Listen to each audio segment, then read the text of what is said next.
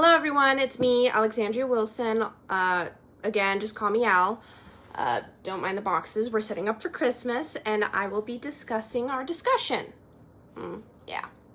So, my three contemporary issues are the lack of respect women face in the police force and outside, the high stress women face, and the women's duties and stereotypes holding them back. So for lack of respect, women face a lack of respect. I mean, it's the good old boys club. Up until the 70s, women made up less than 1% of the police force. Women being able to even be lawyers is a somewhat newer phenomenon. I mean, just look at what rights women have gained over time. It's just we haven't even existed in these spheres within the criminal justice system until very recently, and that shows through a lack of respect from our male counterparts and peers. The first issue within this lack of respect is toxic masculinity.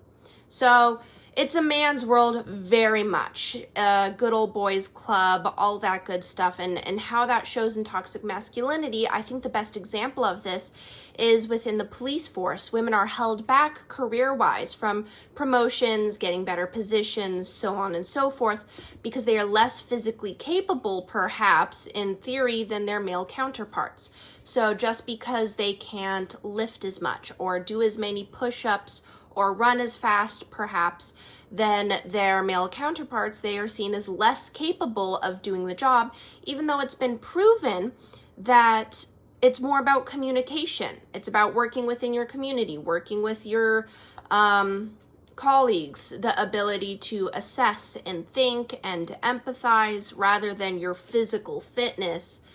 But that's still a very persistent belief. And so women get less respect because, oh, you were let in and you can do less push-ups than me, ergo, you're lesser than I am, sort of idea.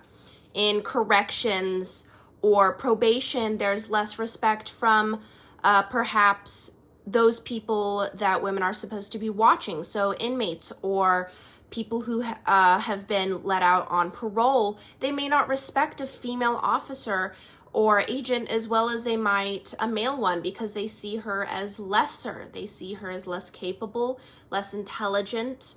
They just don't respect her in that capacity. Of course, there's the sexual harassment, both from colleagues and peers and from people outside the force. There was a really popular, I think the best example of this sexual harassment was a really popular post, I think a year and a half ago, and it was of London officers who had to shut down a bridge because of some construction work that was happening. So the officers were standing there because kids kept trying to go over the bridge and it had caused an accident.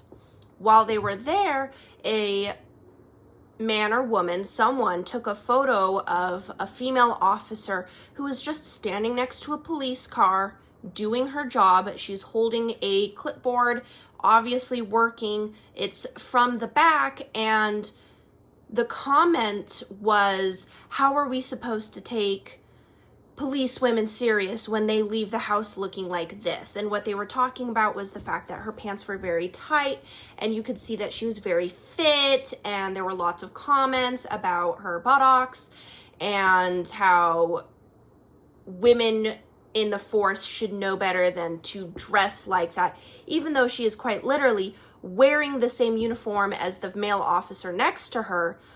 Because she is a female in that uniform, she was sexualized for it. There was lots of, I think maybe she showed up to the wrong job, implying that she was a stripper dressed as a cop. There was lots of harassment, and that was just public social media, funny. There was a lack of respect for her just doing her work. It was really unfortunate, and the police force actually did end up releasing a statement asking people to leave their officers alone while they were working. And then, of course, that there are fewer women in positions of power, so men don't respect women in that way. So women never make it up as high as men. They don't go as far. They don't do as much. And so men treat the women who are their equal as lesser because they don't ever assume that they're going to reach higher. There is no woman in power, so why should I respect you? You're not ever going to go far. Or they mistreat women in power because you are one single police chief who's a woman, even though the rest of them are men. So you don't really count. You're just affirmative action, or however they want to say that. Like that the women who do make it into positions of higher power or politics or as a judge just got there because we had to have a woman in that position, filling a quota of some sort. And then the solutions. So one solution would be no tolerance policies or zero tolerance. If you see a male colleague or male coworker harassing a female, or there's a lack of respect, write them up. There should be repercussions immediately. If you see a gentleman within the system who is harassing a female counterpart or discriminating against her, write them up, get them in trouble, have a black mark on their record, whatever needs to be done, so that they understand that this sort of behavior isn't funny anymore. It isn't okay. Times have changed. We're not in the good old boys club, and we're not existing in that sphere of it's just a man's world. So no tolerance, zero tolerance. We do it in schools with bullying. We can do it with adults in the criminal justice system. Another solution could be remedial training. So instead of perhaps immediately getting people in trouble, send them to remedial training. Teach them sensitivity. One thing that was pointed out in our textbook was that many of the younger officers and officers of color in police forces were much more open to working with women and seeing them as equals than white and older officers. Then send those who have such beliefs to remedial training. Repercussions, preventative measures. Tell them from the offset that this behavior isn't okay. Tell them from the beginning going forward, here is your warning. We're telling you now that this is inappropriate. And sort of over time, that will just take root. It's been proven to work in other issues and other avenues and other positions like teaching and in medical fields. It can work for the criminal justice field as well. And then, of course, increased diversity, higher diversity. So actually hiring more women, hiring more diverse populations, putting more people in the force that represent the communities they're policing. Because women are still not the majority in any field within the criminal justice system. They should be equal to their population, but that's not what we're seeing. So actually hiring what our population looks like would be better that way. Because if there are equal numbers of women to men, or at least closer proportions, you bet that, behaviors would change. So is this issue fixable? Yay, nay, yay. Very fixable. It just will take some elbow grease and effort. My second issue. High stress for women. So women, one of the 2 points which really tie together well is the outside pressure to do well. So they are pressured by women outside the force, outside criminal justice, to do well. Show our children that women can be police officers. You can do it. Show us that women can, sort of mindsets where people put pressure on female officers to be above reproach so that they can work almost as a figurehead of all the women yet to come. So you have to prove to everyone that you're better. And this brings us to that second point, internal pressure to do well. So internalizing that and saying, I have to do well to prove I deserve to be here. I have to advance my career. I have to take positions of power. I have to be the go-getter in order to prove I am worthy of this position, that I deserve to be here, that I am the equal of my male counterparts. There's a lot of stress just to prove you belong, and that's internalized not just because of that external pressure from outside forces, but because you have to prove those people wrong. You face discrimination, you face the snide remarks, you see the good old boys club, and you have to prove to yourself as well. I feel this as a woman who's trying to get into the field, the need to prove I can do it and I belong. And then of course, having to do more for less. So this is a much more literal representation. Women have to work twice as hard to be taken more equally serious as their male counterparts. So a lot of what happens is that as a lawyer, women can't be feminine. They have to dress just as stiffly and as seriously as their male counterparts. They won't paint their nails, they won't do their hair. In the past, you had to be manlier than your male counterparts to be taken as seriously as them, or even less seriously than them. We're starting to see a shift in this. Women who are not having to feel the need to do this, or are doing the opposite, proving I can be a woman in this position, so I'm going to wear pink specifically to prove that point. So there's a lot of effort having to be put in just to meet someone where they're at. I have to do so much more to prove I'm just as capable as a male coworker. So maybe I have to put more effort in on physical training, or I have to get more certifications in different areas, or get a better education just to prove I'm the equal of someone else who doesn't have to put that effort in. And this counts as a lawyer, as a judge, as a police officer, as a social worker. You just have to do more to get the same treatment, and that's very stressful. And then talking about our solutions, therapy for both women and other people. So we should not be pinning the hopes and dreams of feminism on the women in the workforce. We should not be expecting them to be perfect or above reproach, and all of that gets internalized. Women shouldn't feel that they need to prove that they are the equal of their male counterparts, because they already are. So therapy for all involved. I think therapy is preventative. I think it's good in general. I don't think it can hurt. So the more the merrier, so to speak. I just think letting people talk through those issues is a good way to sort of start deconstructing that internalized and externalized pressure. I think mitigating the hoops. So talking to women, talking to men, talking to people, making sure women don't have to do all of this extra work just to be taken as seriously as their male counterparts. If we're back to point one, the lack of respect, zero tolerance. Make sure that we can make it so that women can go into the field and get treated the same if she is the same as her male counterpart. She shouldn't have to get more certifications or more education to be treated equally to someone who doesn't have that. So maybe even offering them, these women, better benefits. Oh, you've got these certifications? Here's a position that would be equal to that. Let's look at you more closely for promotion, because you have put in the effort to prove you want this, that you're going to do well and put in that time and effort. And then, of course, creating a support network. So women supporting women, men supporting women, everybody putting out for each other that support they need. We have sort of this toxic version of that, the good old boys club. We can rework that. We can still support one another, but do it positively. And I think a great way to start would be offering women support in making sure that they don't have to do more than their male counterparts to be taken seriously, to help de-stress them, to help that work-life balance, to help them work through that internalized pressure.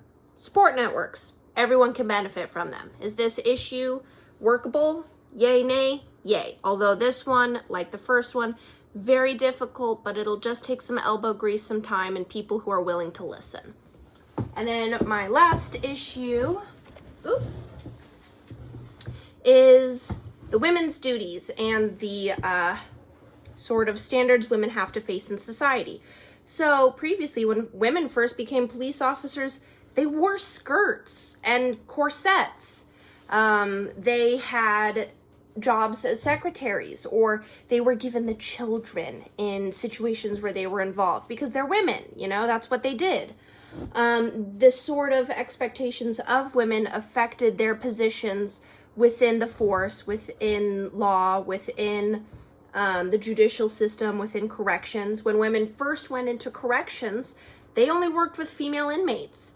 And that has changed now, but it was seen that women couldn't work with male inmates, that they had to work with female inmates because, they're less capable, or they might be swayed. There were arguments when women first started working with male prisoners in corrections that female officers would be swayed by their masculine charms and help them out in smuggling drugs, escaping, so on and so forth, because, women are just so malleable in the mind.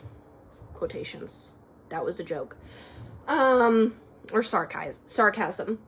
So there's the idea of family first. Women are going to have families. Can they really go into politics? What if they want to go to their daughter's dance recital instead of a debate?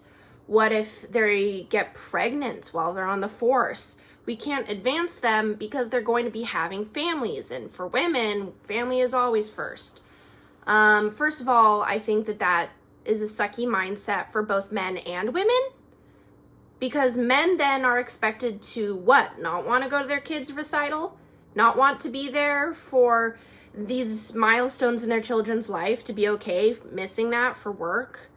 Or that they shouldn't get time off to spend with their newborn child? That's awful for men.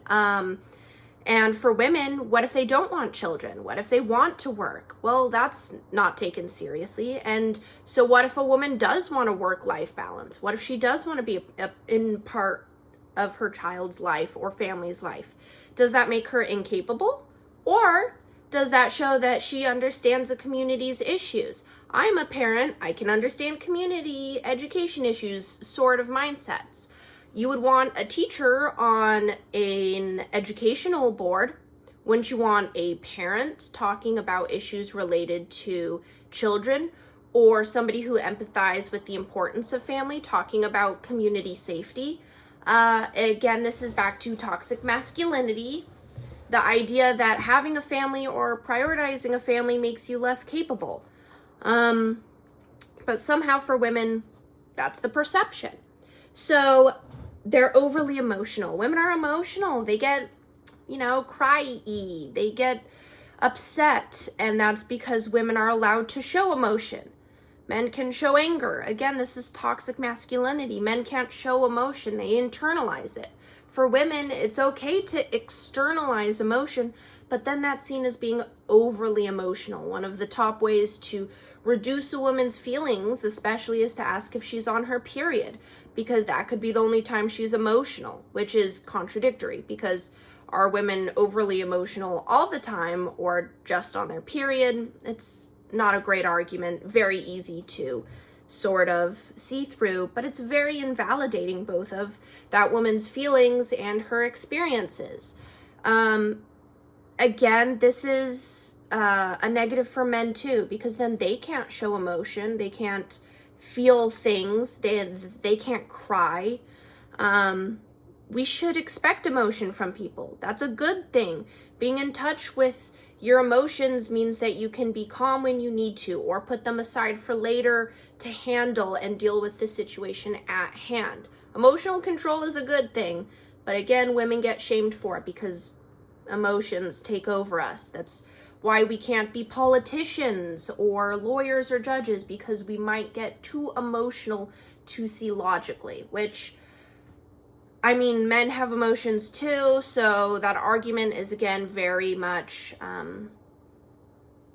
Swiss cheesy, but whatever. And then biased because of gender. So women might be biased because they're women. So they might give an abused woman the benefit of the doubt in court, and instead of investigating, just be on her side. Or maybe they'll be on the side of the woman in a family court case and give her more custody over a child because she's a woman, and I feel that. couldn't the same be said true for men? Men supporting men? Wouldn't a male judge then in this argument have a preference for the male parent? Yes, no. How come a male can be impartial but a female can't? How come men can look at things logically but women can't? Prejudice, stereotypes, these need to be deconstructed. That's what it ends up being, that these stereotypes are weighing down women's advancement into criminal justice and similar fields. So, again, that brings us to our solutions. Remedial policy creation. Making sure women can get those positions. A lot of this has already been taken care of foundationally. So women can be judges. Women can be doctors. Women can be lawyers. Women can be social workers. It's just getting them into those positions. Increase diversity, so actually looking at women for these positions, actually taking women on and taking them seriously, letting them advance, letting them keep their career trajectory going, despite prejudice or stereotypes.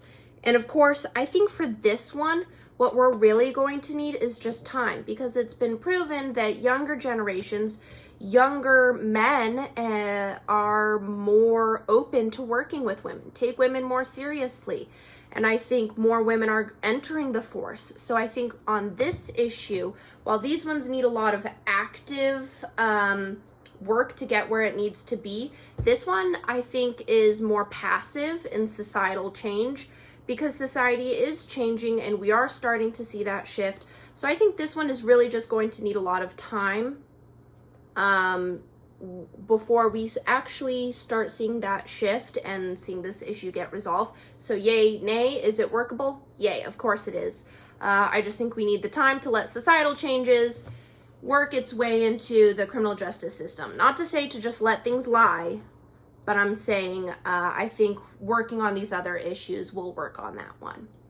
And so those are the contemporary issues, 3 of them, that women face in the judicial system, criminal justice system, and possible solutions for them.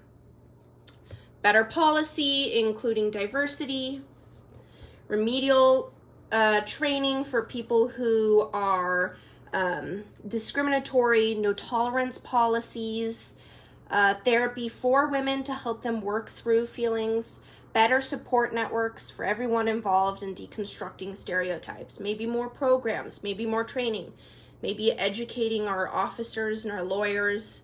We'll see what comes. Thank you guys for listening. Good luck in class. It's been a pleasure working this semester with you all. Have a good one.